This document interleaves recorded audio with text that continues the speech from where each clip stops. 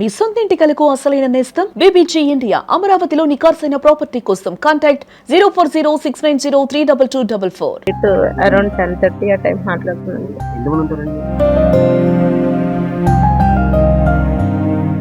2 సంవత్సరాల క్రితం భర్తను కోల్పోయింది. నేడు కారు ప్రమాదంలో కన్న కొడుకును కోల్పోయింది. ఆ తల్లి బాధ వర్ణనాతీతం.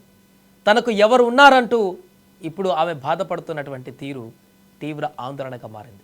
క్షణికావేశమో అతివేగమో 4 నిండు ప్రాణాలు ఇప్పుడు గాల్లో కలిసిపోయాయి. రంగారెడ్డి జిల్లా మోకిలా వద్ద జరిగినటువంటి కారు ప్రమాదంలో పూర్తిగా 4 కన్నవారి కడుపు కోతను మిగిల్చింది. సరదాగా వెళ్ళిన ప్రయాణం చివరి ప్రయాణం అవుతుందని ఆ విద్యార్థులు ఊహించలేదు. నుజ్జునుజ్జైనటువంటి కారు చెల్లా చెదురుగా పడినటువంటి మృతదేహాలు ఎక్కడ చూసినా ఆ పూర్తిగా రోడ్డంతా కూడా రక్తసిక్తమైంది. అక్కడ దృశ్యం చూస్తే రాతి గుండెైనా కరిగిపోతుంది. అలాంటిది ఒక్కగానొక్క కొడుకు మృతదేహం చూసిన తల్లి ఎంతలా తల్లడిల్లి ఉంటుందో కదా. ఎంత దారుణమైనటువంటి పరిస్థితి. ఆమె ఈ ఘటనకు సంబంధించి ఎలా స్పందిస్తుందో కూడా ఒకసారి చూద్దాం. నిఖిల్ మా అబ్బాయి ఎఫ్ఐ యూనివర్సిటీలో గ్రాడ్యుయేషన్ ఫైనల్ ఇయర్. ఇప్పుడు రాత్రి నార్మల్ గానే కాల్ చేశాను సార్, కానీ ఏంటంటే సడన్ గా ఇలా జరిగిపోయింది. తెల్లవారుజాము 4:30కి నాకు కాల్ వచ్చింది. అంతే సార్. ఎలా జరిగింది ఏంటి అని నాకు ఏం తెలుసు. నేను నైట్ అరౌండ్ 10:30 ఆ టైం మాట్లాడుతున్నాను. నేను విజయవాడ నుంచి రీసెంట్ గా వచ్చాను సార్ ఇక్కడికి. తమ్ముడు దగ్గర ఉంటున్నాను. తను హాస్టల్లో ఉంటున్నాడు. తను corona second wave sir. Night మాట్లాడారు సార్ 10:30. జనరల్ గా సార్ రోజు ఎలా మాట్లాడుకుంటాం అలాగే తెలియదు కదా సార్. వాళ్ళు బయటకు వెళ్తారని తెలీదు, ఇలా అవుతుందని ఎవరు ఎక్స్పెక్ట్. తెల్లవారుజామున 4:30 కాల్ వచ్చింది సార్ నాకు. ఎవరో పోలీస్ డిపార్ట్మెంట్ నుంచి వచ్చారు. ఎవరు పార్టీ ఏం లేదు సార్, నార్మల్ గా జనరల్ గా ఒక ఫ్రెండ్ లో కలుసుకున్నారు. తర్వాత వేరే ఫ్రెండ్ ని వాళ్ళు. చనిపోయిన 4 నిఖిల్ కూడా ఒకడు. చదువుకొని ప్రయోజకుడు అవుతాడని, తన కష్టాలన్నీ తీరుస్తాడని ఆశపడ్డటువంటి కొడుకు విగత జీవిగా మారాడు. నిఖిల్ తల్లి పేరు భాగ్యలక్ష్మి. పేరులో భాగ్యం ఉంది, కానీ ఆమె జీవితంలో మాత్రం దురదృష్టమే మిగిలిపోయింది. కొన్నేళ్ల క్రితం కరోనా మహమ్మారి వచ్చినప్పుడు తన భర్తను కోల్పోయింది. అయినా ధైర్యంగా ఉంది.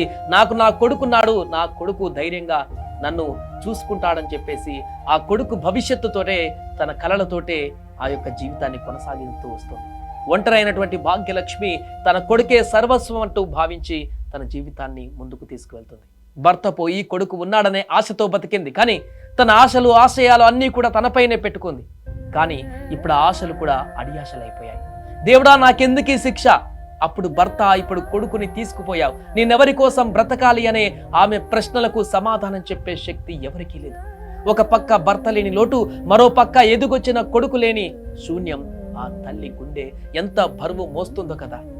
ఊహిస్తేనే భయంకరంగా మారినటువంటి ఈ సన్నివేశాన్ని ఇప్పుడు ఆ తల్లి మోస్తుంది. సాయంత్రం మాట్లాడాడు, నైట్ కాల్ మాట్లాడాడు. ఎంతో ఉత్సాహంగా రెగ్యులర్ గా మాదిరిగానే, రోజు మాట్లాడుకున్న మాదిరిగానే తల్లి కొడుకులు మాట్లాడుకున్నారు. కానీ ఆ తల్లికి తెలీదు, వీరు బయటికి వెళ్తున్నారు, కారులో ప్రయాణం చేస్తున్నారు, ఆ కారులో మృత్యువు వెంటాడుతుందని చెప్పేసి ఊహించలేదు. గాఢ నిద్రలో ఉన్న సమయంలో 4 గంటలకు యముడు పాశం గనక కాలింగ్ బెల్ కొట్టినట్టుగా ఒక ఫోన్ వచ్చింది. ఆ ఫోనే ఆ కొడుకు మృత్యువు వార్తను మోసుకువచ్చింది. 4 గంటల ప్రాంతంలో ఆ ఫోన్ మోగినప్పుడే ఆ తల్లి గుండె బరువెక్కిపోయింది. ఆ ఫోన్లో నుంచి ఎలాంటి వార్త వినాల్సి వస్తుందో అనేటువంటి భయంతోనే రింగ్ అవుతున్న ఆ ఫోన్ని ఎత్తింది ఆ తల్లి. 4 గంటలకు ఆ భయంతో ఫోన్ ఎత్తినటువంటి ఆ తల్లికి అలాంటి దురదృష్టకరమైనటువంటి చేదు వార్తనే చెప్పారు పోలీసులు. మీ కొడుకు నిఖిల్ కారు ప్రమాదంలో చనిపోయారనేటువంటి ఒక చేదు నిజాన్ని వాళ్ళ ఆ ఫోన్లో వెల్లడించడంతో ఆ తల్లికి అర్థం కాలేదు. అది కలనా, నిద్రలో ఏదైనా కల వచ్చిందా అనేటువంటి పరిణామానికి కాసేపు గురైంది కావచ్చు ఆ తల్లి. కాసేపటికి తేరుకున్న ఆ తల్లి గుండెలు బాదుకుంటూ పరిగెత్తుకు వచ్చింది ఆ ప్రాంతానికి. ముఖ్యంగా యంగ్స్టర్స్ బైక్ మీదనో కార్లోనో ఇలా వెళ్తున్నప్పుడు, ఆ ఎక్సలేటర్ రైజ్ చేస్తున్నప్పుడు ఒక్కసారి మీరు ఆలోచించుకోండి, మీ ఇంటిని గుర్తు తెచ్చుకోండి. మీరింటికి రావడం ఆలస్యమైతే గేటు వైపు ఆశగా చూసే మీ నాన్న కళ్ళు గుర్తు తెచ్చుకోండి. మీ అమ్మ ఆవేదనను గుర్తు తెచ్చుకోండి. మీరు ఫోన్ లిఫ్ట్ చేయకపోతే కంగారు పడిపోయే మీ అమ్మ మనసును గుర్తు తెచ్చుకోండి. అతి వేగానికి నిఖిల్ లాంటి ఎంతో మంది యువకులు గాల్లో కలిసిపోతుంటే మిగిలేది మాత్రం వారి తల్లిదండ్రుల కన్నీళ్లు, రోదనలు. దయచేసి నెమ్మదిగా వెళ్ళండి, ప్రాణాలతో వెళ్ళండి. ఎందుకంటే మీరు మీ తల్లిదండ్రులకు ప్రపంచం, ఆ ప్రపంచాన్ని చీకటి చేయకండి. మీరు లేని జీవితాన్ని వారు ఎంత నరకంగా భావిస్తారో, మరణం కంటే దారుణమైనటువంటి జీవితాన్ని అది తీసుకువెళ్తుందనేటువంటి విషయాన్ని మీరు మర్చిపోతున్నారు. ప్రమాదం ఇలా జరిగింది ఏంటనేది ఇంకా తెలియదు, కానీ అక్కడ కారు ప్రమాద దృశ్యాలు చూస్తుంటే ఒక భయంకరమైనటువంటి ప్రమాదం. కారు పూర్తిగా నుజ్జు అయిపోయింది. ఎంత స్పీడ్లో వెళ్తే, ఎంత స్పీడ్లో వెళ్ళి కంట్రోల్ తప్పితే ఆ కారు చెట్టు గుర్తుకొని అంత తునాతునకలయ్యేటువంటి పరిస్థితి ఉంటుంది అని ఊహిస్తేనే మనకు ఒక అంచనా వ్యక్తమవుతుంది. హెవీ స్పీడ్తో ఉన్నారేమో అని. ఏదైనా కూడా ప్రాణాలు పోయాయి. నలుగురు, ఒకరు కాదు, ఇద్దరు కాదు, నలుగురు యువకులు, ఎంతో భవిష్యత్తున్న యువకులు, బీబీఏ మంచి చదువులు చదువుకుంటున్నటువంటి యువకులు, రేపటి రోజున ఉన్నత శిఖరాలు అధిరోహించి వారి కుటుంబానికే కాదు ఈ సమాజానికి కూడా ఒక మంచి పేరు సంపాదించి పెట్టేటువంటి అవకాశం ఉండేనేమో. అలాంటి యువకులు ఈరోజు తమ నిండు ప్రాణాలను బలి తీసుకున్నారు. వారికి వారి జీవితాలని బలి తీసుకోవడమే కాదు, వారి కుటుంబాన్ని కూడా ఇప్పుడు చిన్నాభిన్నం చేశారు. వారి తల్లిదండ్రుల ఆర్తనాదాలు, వారి కుటుంబంలో ఉన్నటువంటి మిగతా వారి రోదనలు వింటుంటే ఎవరైనా వాహనంలో బయటికి వెళ్తే ఇక నుంచి అయినా వారి యొక్క ఆవేదనను చూసైనా కేర్ఫుల్గా డ్రైవింగ్ చేయడం, జాగ్రత్తగా వెళ్ళడం, అవసరమైతే అనవసర ప్రయాణాలను రద్దు చేసుకోవడం. ఒక పూట స్నేహితుల ఇంటికి వెళ్ళకపోతే వచ్చిన నష్టం ఏంటి? తల్లిదండ్రుల బాధన రోదనల కంటే మించినటువంటి సంతోషమా కావాల్సింది? ఏం జరిగింది, ఎందుకు వెళ్ళారు, ఇలా ప్రాణాలు పోతాయనేటువంటి విషయం వారికి కూడా తెలియదు. కానీ ఏం జరిగింది ఫలితం? ఆ తల్లికి దిక్కేవారు. భర్త లేడు, ఉన్న కొడుకు పోయాడు. ఇప్పుడు ఆ తల్లి ఎక్కడ ఉండాలి, ఎలా ఉండాలి, ఎవరి కోసం ఉండాలి అనేటువంటి ఆలోచన తన మెదలను చుట్టేసి తను రోజు పడేటువంటి నరక యాతనను ఎవరు తీరుస్తారు? ఇలాంటి ప్రమాదాలు వారు చనిపోయి వారి జీవితాన్ని పులి స్టాప్ పెట్టుకోవడమే కాదు, వారి కుటుంబాన్ని పూర్తిగా అంధకారంలోకి తీసుకువెళ్ళేటువంటి పరిణామాలకు దారితీస్తాయి. ఆ తల్లి బాధను చూస్తుంటే మాటలు రావట్లేదు.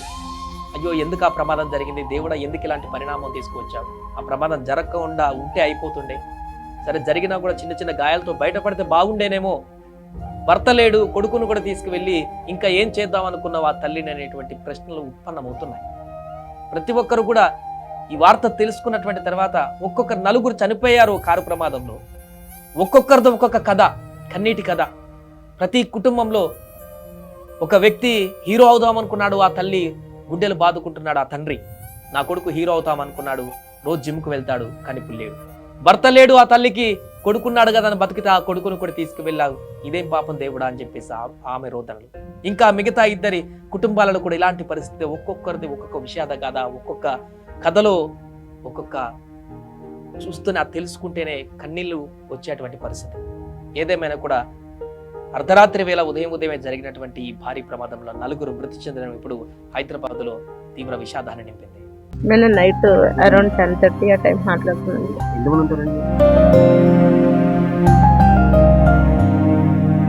తను కరోనా సెకండ్ వేవ్.